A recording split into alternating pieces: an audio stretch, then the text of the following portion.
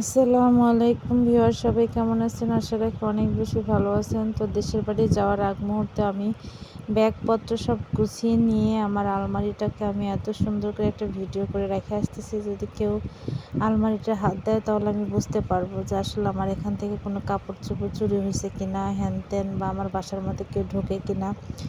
যাই হোক, আমার যেহেতু বাড়িওয়ালার কাছে অনেক সময় চাবি টাবি রেখে আসি, অনেক সময় আমার মনের মধ্যে একটা সন্দেহ কাজ করে।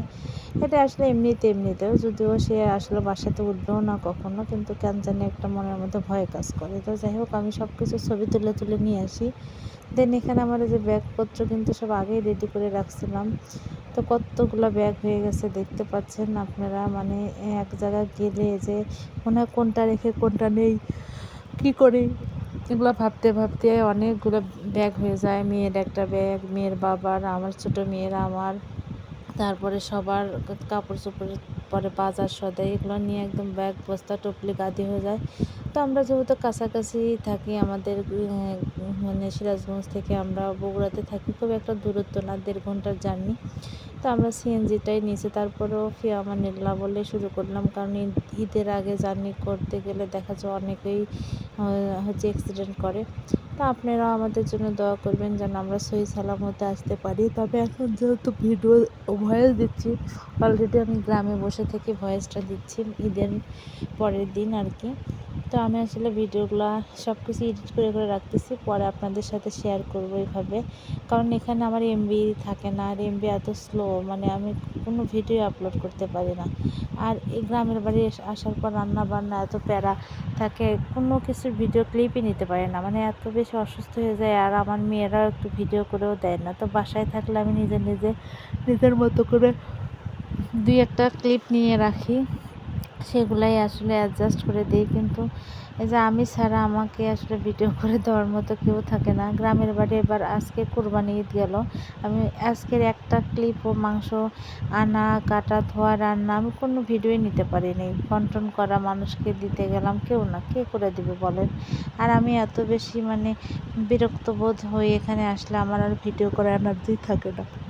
তো সবাই আমাদের জন্য দোয়া করবেন। আর আমি ভয়েস দিতে গেলে তো অস্থির হয়ে যায়। যাই হোক, বাসা থেকে বের হয়েছিলাম না খেয়ে, আর এই যে এসে সবাই মিলে নাস্তা করতেছি। নাস্তা শেষে আবার আমরা সিএনজি নিয়ে আবার গ্রামের বাড়ির উদ্দেশ্যে চলে যাবো। আর এখানকার পরোটা ডাল মাশাআল্লাহ, এক পিস খেলেই একদম পেট ভরে যাবে। তো আমি 2 পিস নিয়ে দেখতেছিলাম যে খেতে পাচ্ছিলাম না, পরে নষ্ট করে রেখে আসছি। আর আমাদের এলাকার ভিউটা দেখেন মাশাআল্লাহ, ধানগুলো জমির মধ্যে একদম সবুজ, কোনোটা হলুদের সমারোহ হয়ে আছে।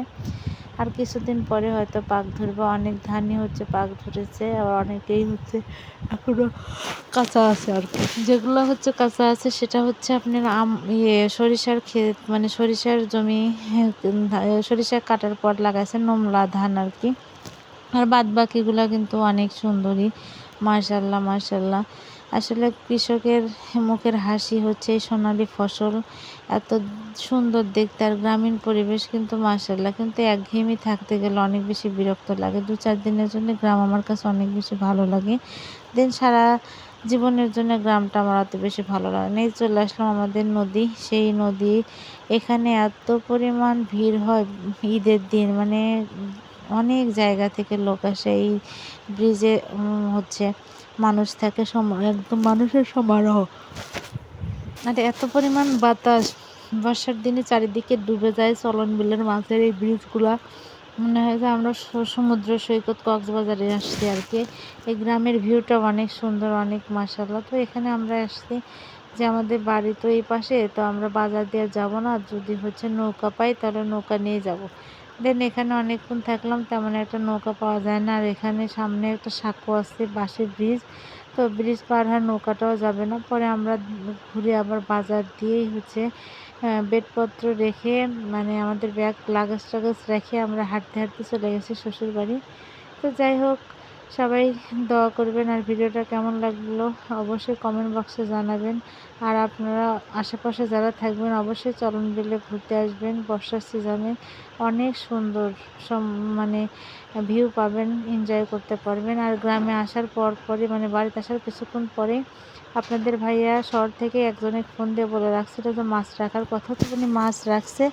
দেন এসে যে আমি মাছ কাটতে বসে গেছি। মাশাআল্লাহ, বিলের মাছ এত বেশি মজার, এই নদীর চলন বিলের মাছ আর কি।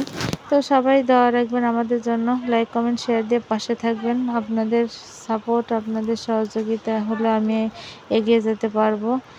আর আমার ভিডিও কেমন লাগে, কে কোন জেলা থেকে দেখেন অবশ্যই একটু কমেন্ট বক্সে জানাবেন। আল্লাহ হাফিজ, ভালো থাকবেন।